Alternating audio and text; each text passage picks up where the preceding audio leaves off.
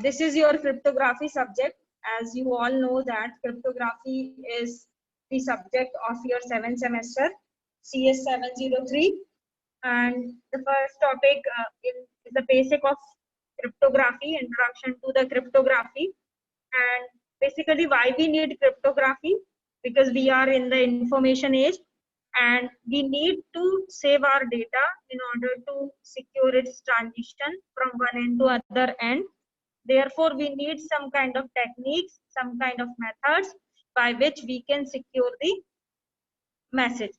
So in order to secure the message, we should know some important terms like confidentiality, integrity, and the availability. In terms of confidentiality, what do you mean by confidentiality in cryptography is that we should maintain such kind of security so that some authorized user can only access the data while unauthorized access is not permissible. Protected from the unauthorized changes. The changes should be protected by the unauthorized users so that the user cannot change the thing. That is called integrity. It means your message should not get changed in between the transformation of the data from one end to other end, available to an authorized entity when it is needed. It means availability is basically the availability of the information that available to an authorized entity when it is needed. It means if somebody having ID and password with that, if somebody having access of those data, then that person, that entity, that authorized user can access that material. Some definitions are used in cryptography, like what do you mean by cryptography? It is the science and art of encryption. Cryptanalysis, it is just a technique by which some unauthorized user, some unauthorized person will access your data in order to break the encryption and decryption of the message. And the cryptology is the combination field of cryptography and the cryptanalysis. How somebody can do the crypto logy. In order to do the cryptology, someone need to be ensure that it should have knowledge of cryptography and cryptanalysis as well. Now, what are the different kinds of security goals? What are the kinds of attacks and services and so many things? This is the basic diagram that you can use in order to explain the security attacks. There are different kinds of security attacks like snooping, traffic analysis. This is called the threats of confidentiality. Now, the meaning of confidentiality is that, as in the previous section, we have studied confidentiality. It means unauthorized access. So somebody cannot be access those data, that is called unauthorized access. Now, how we can use the unauthorized access? We have studied a technique that is known as ARP snooping. So snooping is one of the technique by which we can maintain the confidentiality, or the threats to the confidentialities are some possible kinds of attack. One attack is called snooping. Second attack is called traffic analysis. Now, in traffic analysis, somebody who want to access the traffic, who want to access the channel, can analyze the traffic that yes, this is a kind of communication is going on. In the security attacks, in terms of threats to the integrity. Now, the meaning of integrity in this slide is well clear, like protected from the unauthorized changes. In integrity, we need to maintain some important parameter like your data will not get be changed. Your data cannot be accessed by someone else, and if it is accessed by someone else, then even after that, it cannot be changed by somebody else. So it is called modification. Masquerading is a kind of technique, but a kind of attack where a person will changes the thing, changes the data. And replaying is basically when someone access your data and after without your permission, your data will be replayed. And repudiation, I think we have studied a term repudiation very well in previous classes. And threats of availability, like somebody having ID and that person want to access the account. But at that time, if that person is not able to access the account, then it is called the denial of service. These kinds of attacks are well known, like when you want to access your result from any web server, then your if your web server will get hacked, then can you access your result? Definitely no. Why no? Because at that time the server will be accessed by somebody else, and that person is the boss now who is operating all the things. So these are the kind of security attacks which are possible in cryptography. Now, what is the basic goal of cryptography? The basic goal of cryptography is just to save your data from unauthorized access from insecure channels. Like Alice is one of the party who want to send the data to the Bob. So Bob is the receiver, is this and Eve is a kind of person who want to access that data coming from Alice to Bob. So this is the basic cryptography goal, that we want to prevent our data from the Eve, that is unauthorized user. So let's move towards what do you mean by the key. In cryptography, we are having different kinds of keys, like Alice and Bob share a secret key that is called KAB. If in your notation, if something is written like that, K for key and some small letters in subscript of that capital letter, then those letters will represent that there is combination of users available in that portion. So public key and private key. There are two types of the key. Now, what do you mean by E? The E word represents encryption. And in order to encrypt the data, someone should need a key that should have access with EB and plain text P.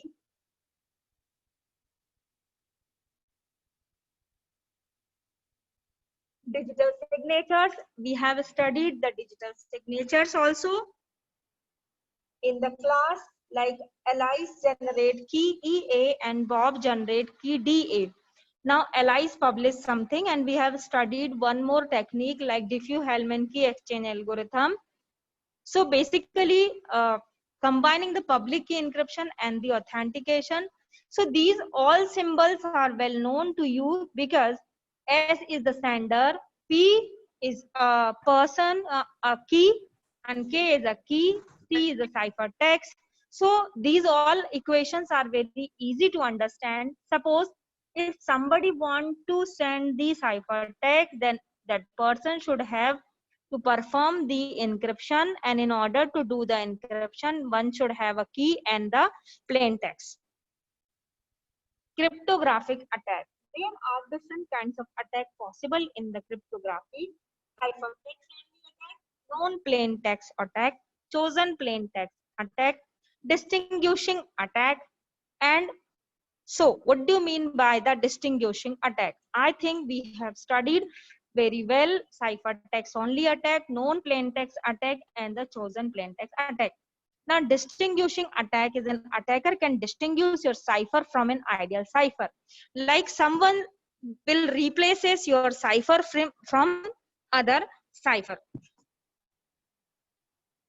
Kirchhoff principles is basically out of syllabus of your content. And what are the various kinds of cryptographic algorithms? So in your syllabus, I think this last one is not in your syllabus, but as you, if you want to study more, then block ciphers, secret and symmetric key algorithm is in your syllabus. MAC, these are the codes. Diffie-Hellman key exchange, this is the key exchange algorithm. RSA is basically Rivest-Samir Edelman algorithm. These all are the important algorithm in your syllabus, and you have to cover all these algorithms. So if you want to understand the basic concept of cryptography, I think you all know that there are two ends, sender and the receiver. Encryption will be performed by converting plain text into the cipher text, while the decryption is performed by just converting cipher into the plain text. So there are different kinds of keys, secret key and the public key.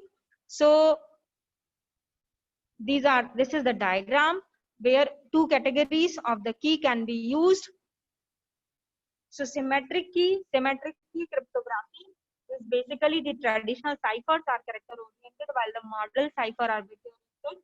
And in below diagram we can say that this is the traditional ciphers, and I think those students who have not attended the class from the very beginning can be benefited by this revision class. I think the traditional ciphers, it means the modern ciphers and traditional ciphers, two kinds of words are used in the cipher. So traditional ciphers are basically the ciphers which right now we are using. So basically the substitution cipher uses the technique that is called substitution technique. It is divided into two types, monoalphabetic and the polyalphabetic, and the transposition ciphers. And these two ciphers are in your syllabus in a well-structured manner. So basically, what do you mean by the substitution cipher? Substitution ciphers is basically a kind of ciphers where one symbol will be replaced by one other symbol. So substitution cipher replaces one symbol with another. This is the basic core concept of your substitution cipher. In mono, we'll replace one character with other character. In poly, we replace multiple characters with multiple other characters. So these are the things. I think in examination, maybe if it is multiple choice type questions, then definitely there should be a kind of question like you can see in the slide that a plain text and its corresponding cipher text is given, and is the cipher text mono alphabetic. So if you remember a clear concept of mono means one and poly means many. So you have to you are easy in order to do all these kind of questions. Similarly, if you are having this kind of question, simple, the solution is very simple. Like plain text hello is given and the cipher text a, b, and z, f is there. So cipher is not mono alphabetic because each occurrence of L is encrypted by different characters. The first L is encrypted as N and second as Z. So this is basically, you have to understand that whether one character will be replaced by other or many characters will be replaced by other.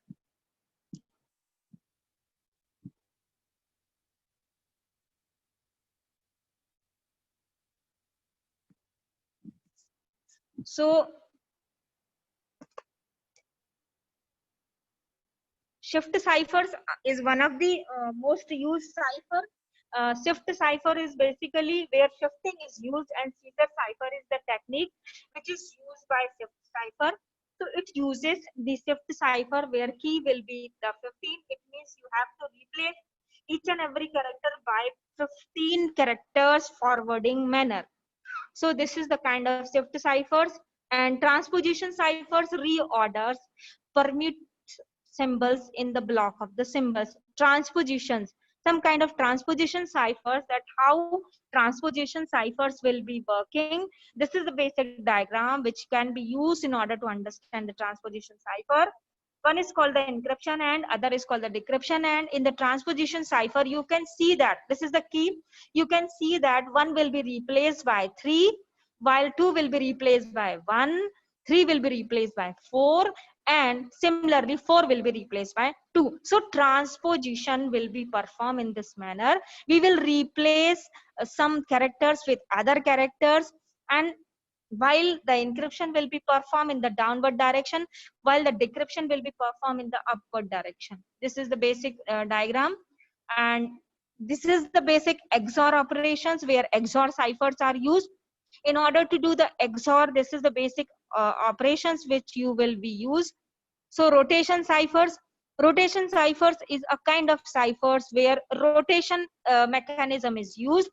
Now what do you mean by the rotation mechanism? Rotation mechanism is basic a technique, a kind of technique where you will rotate the cipher sequence. So like that, this will be replaced by this will be replaced by that, and after that when you comes at the last, again first character will be replaced by the last one, and again this rotation will be performed.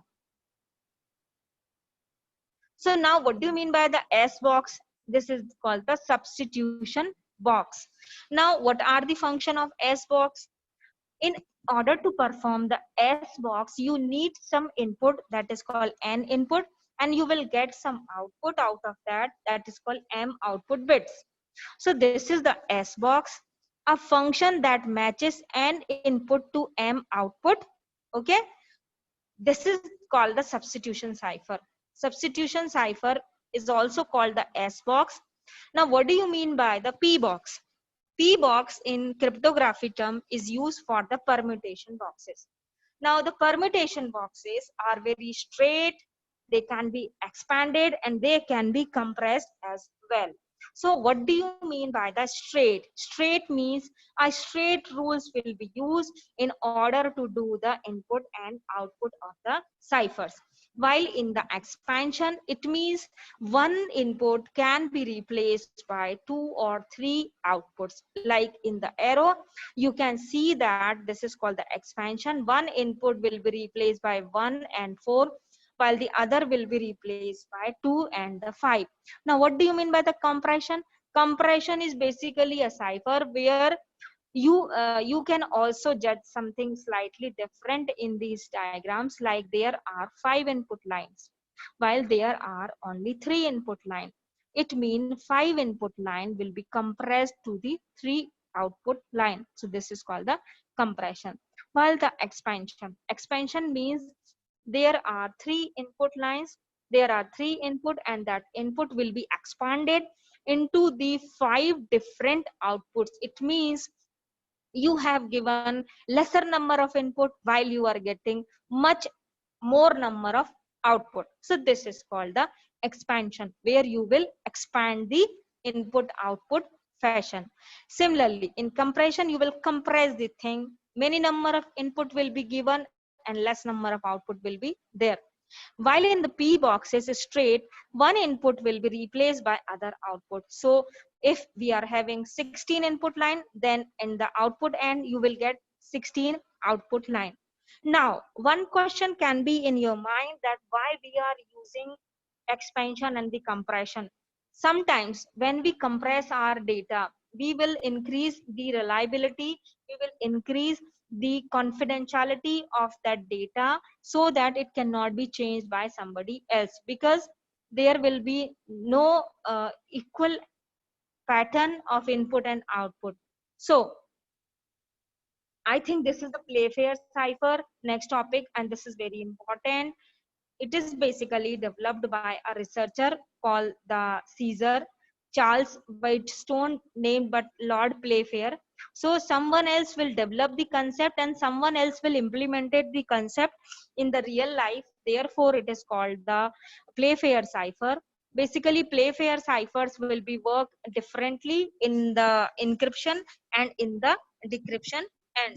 So if you want to perform the Playfair cipher, then you should remember some important things like this, and I think we have explained it very well in the classes. Some laboratory sessions are remaining.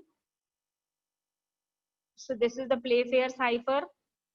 I think you all have attended the classes. So it is a very lengthy kind of algorithm and you have to cover these algorithm. So the next topic is data encryption standard. I think this is the topic that many students want to attend, like data encryption standard. This is a very basic first algorithm used for the encryption purpose. It is the 16-bit plain text. In the DES algorithm, that is called the data encryption standard algorithm, only 64-bit plain text will be used and initial permutation. Now you all now can visualize that what will be the structure which will be going on in the initial permutation.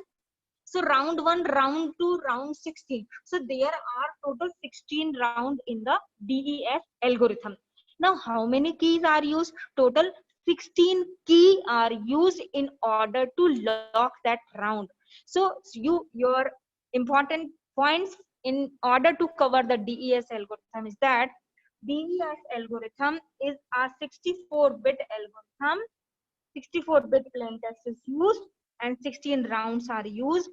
And this is one of the diagram that in each and every round, what will be going on? What is the technique that will be performed in order to secure the data? So this is the encryption round, while this is the decryption round.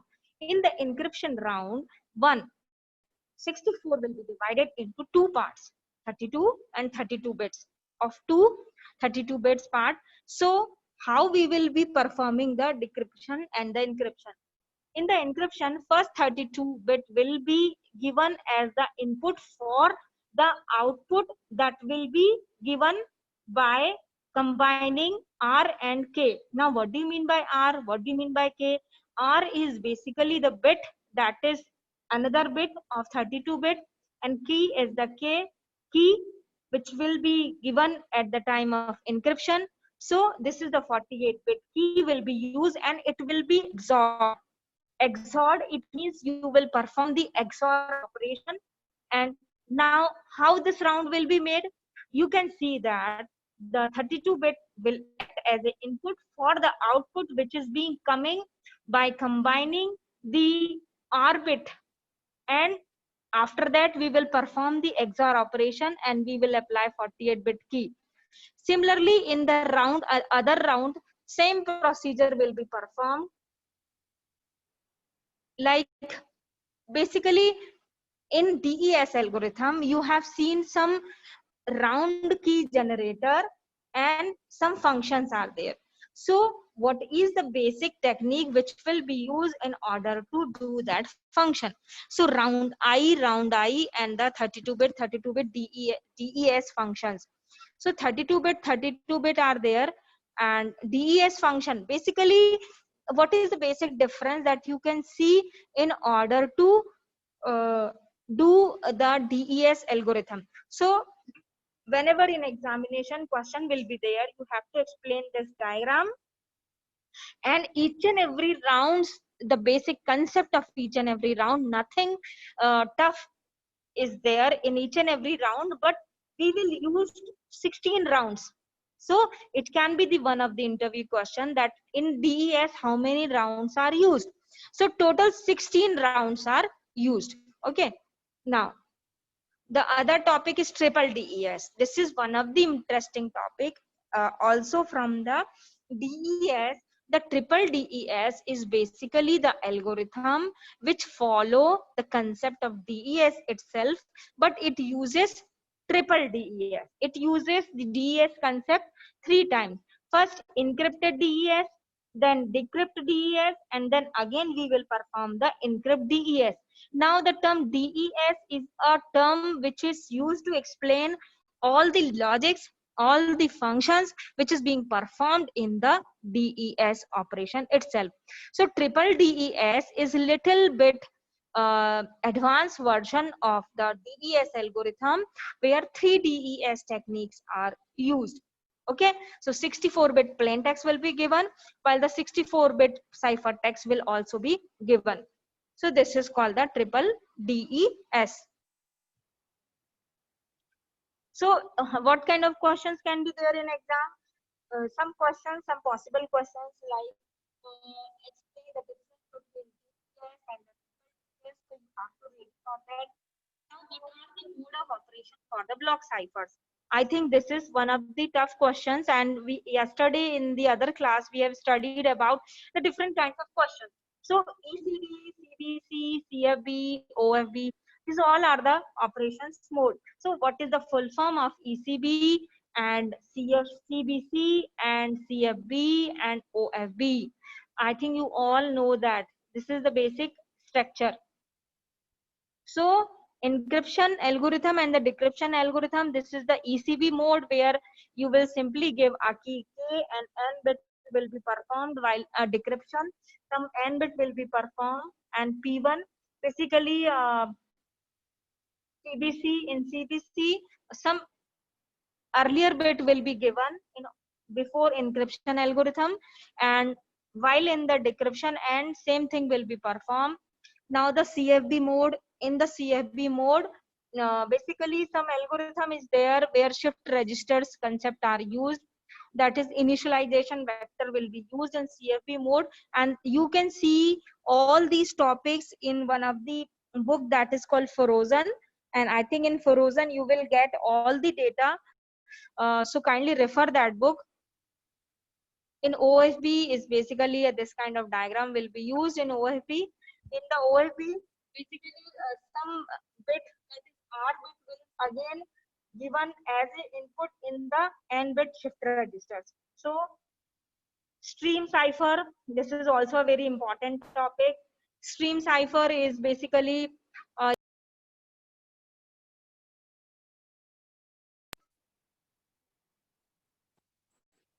where the conversion of plain text performed by taking one byte of the plain text at a time. So this is called the stream cipher. So stream cipher basically uses the cipher feedback and the output feedback algorithm. So in exam, this question can be there, like what is the difference between the block cipher and the stream cipher. So block cipher converts the plain text into the cipher text by taking plain text block at a time, while the stream cipher converts the plain text into the cipher text by taking one byte plain text at a time. Here we will using the blocks of data, while in the stream cipher we are using the bytes of data. So the block cipher uses either 64-bit or more than 64-bit, while the stream cipher uses 8-bit. So the complexity of block cipher is simple, while the stream cipher are more complex because it will work in byte-to-byte pattern. Block cipher uses confusion as well as diffusion. These are the concept which is basically belongs to the mathematical. So confusion and the diffusion matrix, I think you all have heard about this, are used.